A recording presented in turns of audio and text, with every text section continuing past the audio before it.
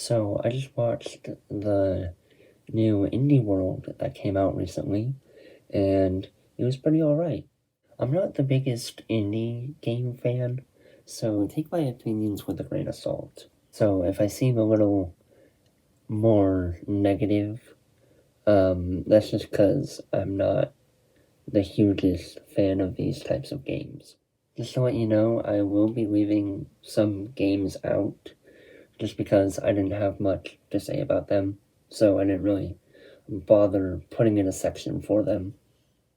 The indie world started off pretty strong with Bomb Rush Cyberpunk, which instantly reminded me of Jet Set Radio Future, and I love skateboarding games, so this is kind of my thing. I will definitely try and pick this up. The next game that caught my eye was Totem. So this is in the style of just a 2D pencil drawing, and that was pretty interesting. But then they didn't really give us much information about what this game was, so my interest kind of dropped off from there. This game looks alright. I might try it out if it has like a demo or something, but I probably won't pick it up as a full game. Far looks like a good game. This game has a really interesting art style, and this game is all about just exploring stuff, so it seems more open-ended, which I like that in a game. So maybe I can get a few hours out of that, so I might pick that up if I'm still feeling interested in the game. Dungeon Boyfriend. Okay.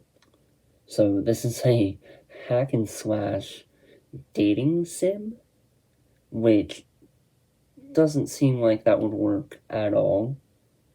I don't know how those two genres are connected, but looks nice, I guess. It looks just so odd.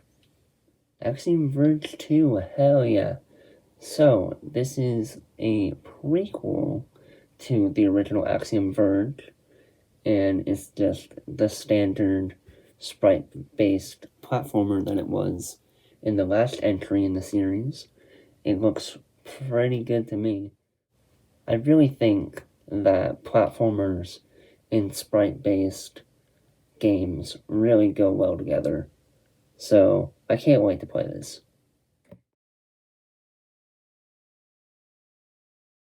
Shovel Knight Pocket Dungeon. This looked promising. It was like the original Shovel Knight. It was a dungeon crawler.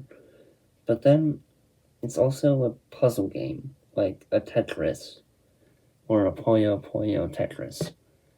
And then my hopes went down. I don't think I'll be picking this one up just because I don't think that puzzle game, like Tetris puzzle game, goes together with a dungeon crawler.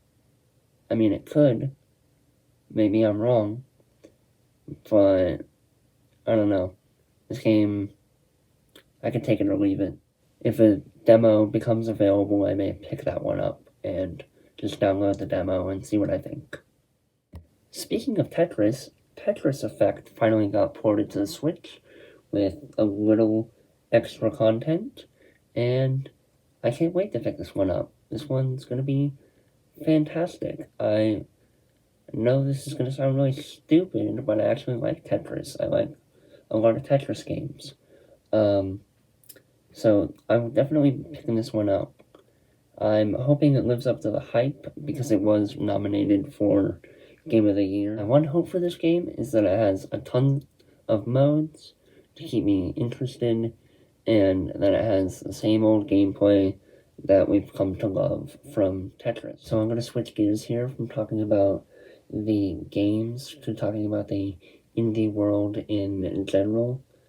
I thought this was overall presented like an average indie world. It wasn't really anything special. I don't really watch very many indie worlds. I usually just watch the directs or the direct minis. so I may not be as informed, but I'm guessing this is how they're always presented.